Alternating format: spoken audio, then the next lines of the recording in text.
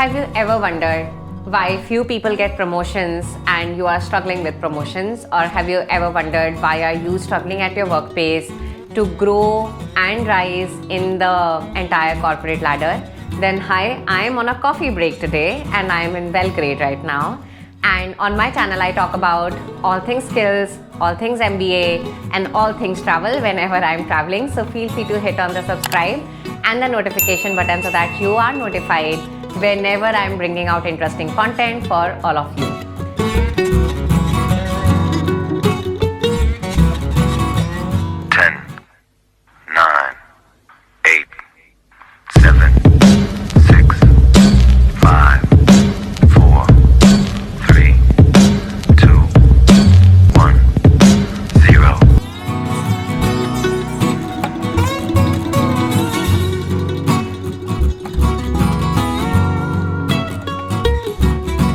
This is a very interesting video and a very meaningful one because I have learned how to write good emails, and I will also help you understand as small as a concept how emails could really be pivotal for you to advance your career in a particular organization and even to get hired as well.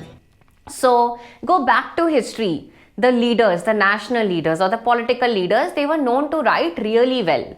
And back then when the emails didn't exist, then you would have letters. And there are letters that have been saved since generations of Gandhi, of Nehru, of Churchill, when they wrote really very well, right? So writing has always been a skill to signify someone could become a leader in the organization or could lead teams or could manage teams.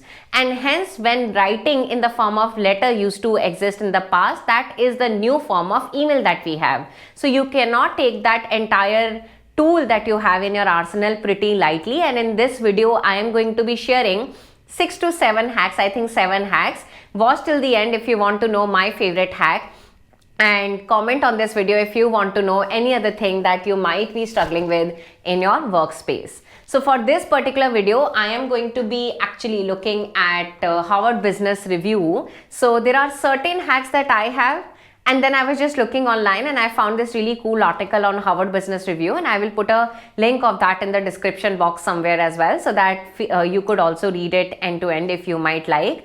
And with that, let's directly get started. Somewhere on my screen, we will also share the entire Harvard Business Review as well.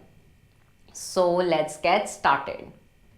So first and foremost, the point around email subject line. Oh my, I can't emphasize enough on this.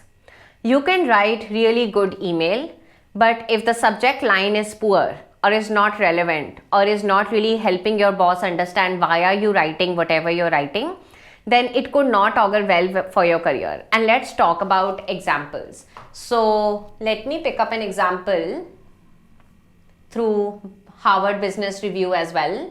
So for example, instead of writing action required feedback for project X, if you write 5 minutes survey feedback for project X, what have you suddenly done? You are basically telling someone that all it will require will be 5 minutes of your time, and you can, if you give me approval, I could move ahead. I know of team members who work in my own organization who write little long emails. I have a tendency to look at their emails towards the end of my day, or perhaps many a times procrastinate as well.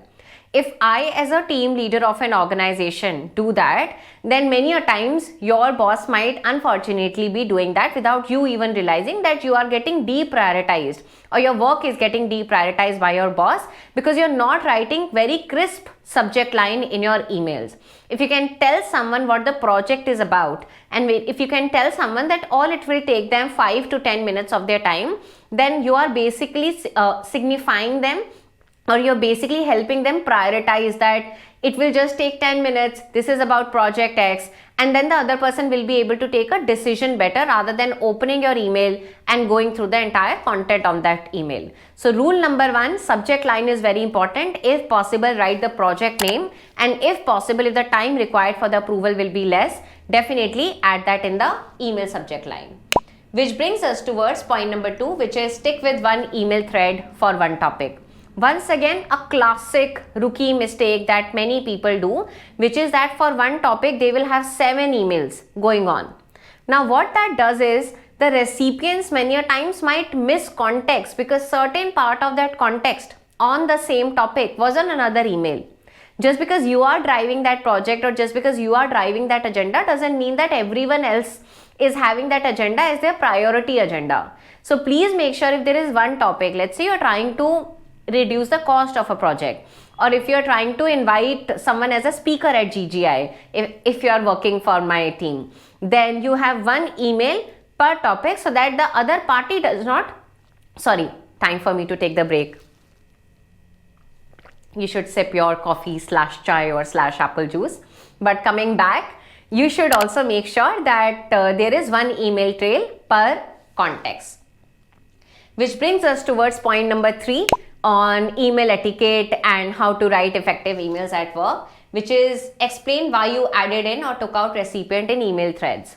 This is such a good work etiquette. So for example, many a times if there are 3 people on an email trail and then suddenly you add a 4th one without letting someone know in writing that you added that 4th person, the other 3 people who are already on the email trail might be taken by surprise that this 4th person, why are you adding them?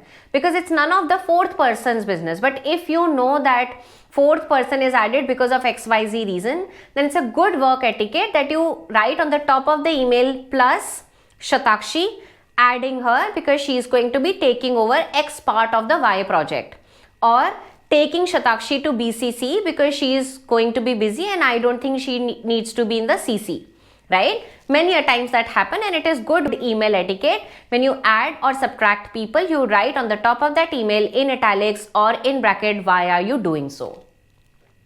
Which brings us towards point number 4, which is my favorite. And I think it is my favorite because I have been a management consultant and I've pursued strategy for 10 years, which is that write an executive summary. Why is that needed? CXOs, CEOs lack time. They are juggling between a lot of things. Today, as the co-CEO of an education venture, my biggest hack or the biggest thing that I am trying to always do is save time so that I could do more things with my time. Now imagine I get 2 emails in my inbox. One written by employee A and another written by employee B. Employee A sends me a long email with respect to all the work she has done, and at the end of the email she tells me what decision do I need to take for her project. Instead of that, employee B eventually writes the same email, but at the top of that email she writes an executive summary with 3 points, right? The Shatakshi, I need your decision on project Y. I need eventually a budget approval on X, so on and so forth. Whose email am I going to respond first? Obviously employee B, right? Because at the top of the email they helped prioritize what is it that I need to do as his or as her boss, right? So you also need to write emails like this if you are an employee. Now how will that help you further?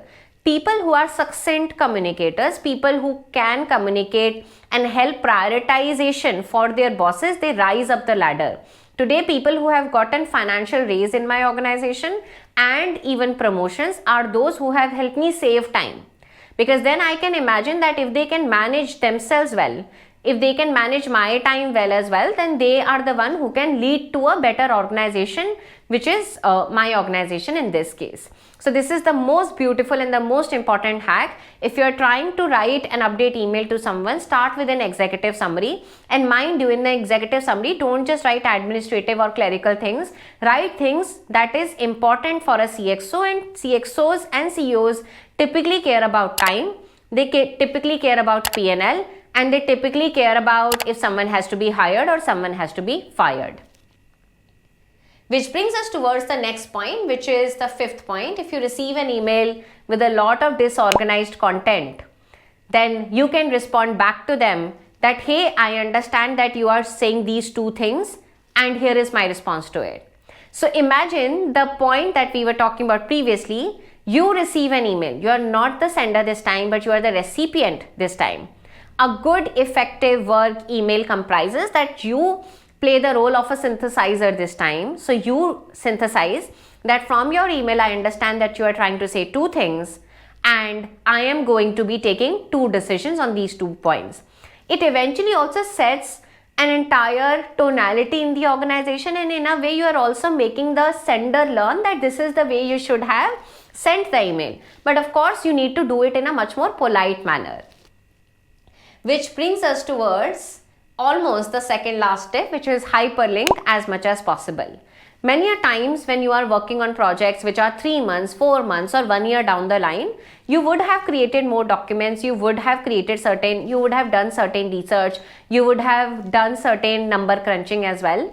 And the best way for you to actually refer them, if they are going to be referred in future, is to hyperlink them or attach them, so that you are not adding on to the context every time. That if today is September, that is when I'm shooting this video, September 2022, in January you did an analysis, you're not re-bringing all the answer from that analysis. You can say that was the top answer, here is the hyperlink for that document.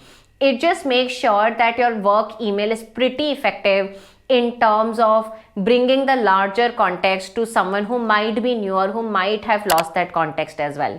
Once again, why are we discussing all of those things? Because people who do these actually get promotions. People who do these even at a hiring level with the HR or with their future boss get hired, because you're showcasing them that you have the skill to be a better manager of the organization in future. Which brings me towards the last hack, which is that please reply only, not reply all. If there are 200 members who are marked in CC for any reason, and if you have to let someone know, for example for an event, and there are 200 people who are in CC, please make sure that you just don't end up replying all. It's a very big poor mistake that is typically done by rookie consultants, or rather I would say young professionals. So please always be mindful before just mindlessly clicking on reply all. Please almost make sure that you are doing reply and reply all until or unless it is needed. So that's my chai break, rather coffee break today with all of you. I hope you like the 7 email hacks to be effective at work and get more promotion. And I've always said, if you need more help in your career, to advance your career and to get into management consulting, product management and public policy, feel free to check out my education venture, globalgovernance-initiative.org. And with that, if you like this video, feel free to hit on the like button and share it with your friends so that they get to talk about all the interesting things that we are sharing on this channel. Ciao, ciao. I'll see you very much soon.